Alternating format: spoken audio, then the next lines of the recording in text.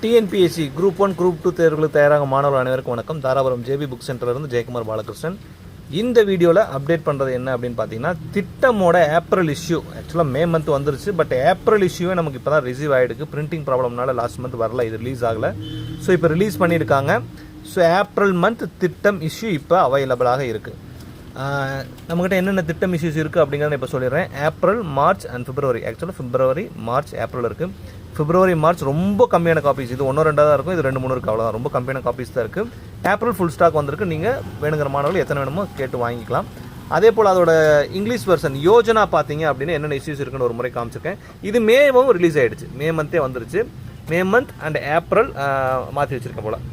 மே இருக்குது, ஏப்ரல் இருக்குது, மார்ச் இருக்குது, அண்ட் அஃப்கோர்ஸ் லாஸ்ட் இயரோட ஒரே ஒரு புக்கு செப்டம்பர் மட்டும் இருக்குது. அது வேணுங்கிற மாணவர்கள் வாங்கிக்கலாம்.